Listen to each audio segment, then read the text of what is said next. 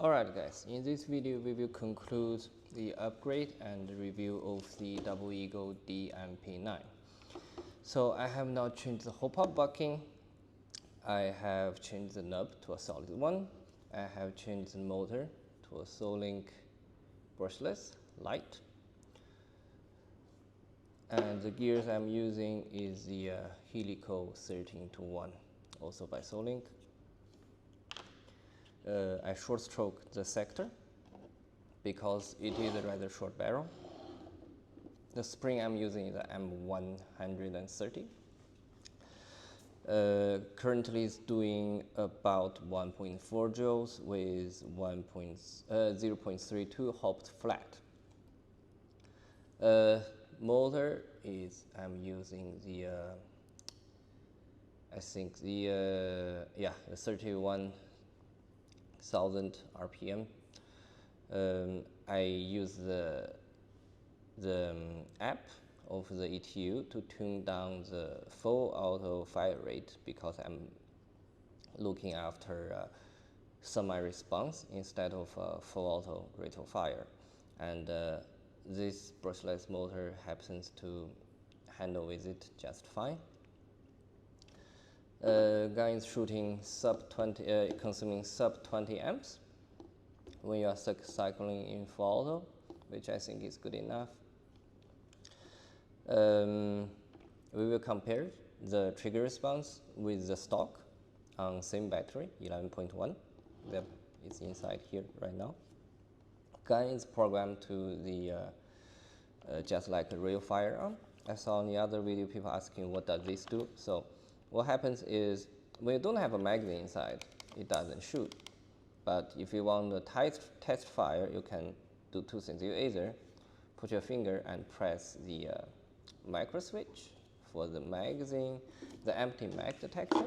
So this thing pops out when it's full and drops down when it's empty. So if I hold this, I will be able to fire. Or in alternative, if I have an empty magazine and the magazine is inside, I can hold here. Also do the fire. So what this does is also when you have a fresh new mag in real gun mode, you pop it in, you have to push this to activate. And when you're empty, it doesn't fire. You remove the mag, drop a new in, hit the bolt catch just like the real one, and you're good to go. Alright, some other cosmetic changes. Later on we will shoot, I will have this suppressor tracer unit. This section is suppressor and this section is a built-in tracer.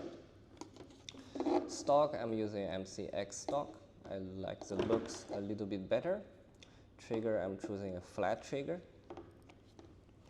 Now to compare the sound, I have the, I do have pre-calking on, so beware. Slightly holding the nozzle. Right, so I actually can't do that, I have to hold here.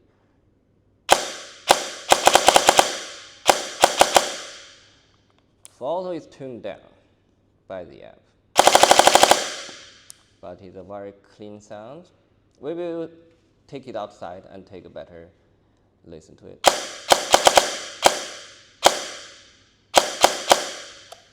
All right, now we take a look at the stock. This is a stock DMP-9. Doesn't shoot, doesn't shoot. All right, here we go.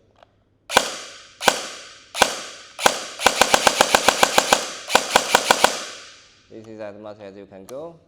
And this right here is full 100% of fire rate. Yeah. The stock gun is 18-1 with a regular motor. Not the best choice, but hey, it's compared to a Scorpion Evo, all you are lacking is a 4-position selector and a high torque motor, but you're half the price, so still.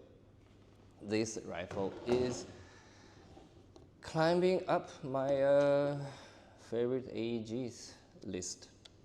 I would say, yeah, would be probably my second or third place overall, because it's lightweight. I mean, the polymer some people against it, but if you can live with Evo, this thing is better than that. You have, as I said, battery space, more stock options to choose from, grips. Well, I wouldn't change the grip because the factory actually has a decent motor to gearbox ratio. Some other things I did is this stock is okay. So the stock gun has 1, 2, 3, 4, 5 screws holding this back plate, which prevents you from using the quick detach spring. So I remove them and only leaving the single screw that is holding the spring guide, which is also holding the plate. So I can just remove the stock, unscrew it, and twist, remove the spring. A lot less work. And that spring guide screw happens to be the same thread as this stock adapter, yeah, which is the same as their stock gun, I believe. Oh no, well, this one is better than, yeah. Same screw, one Allen key, and you have that dealt with.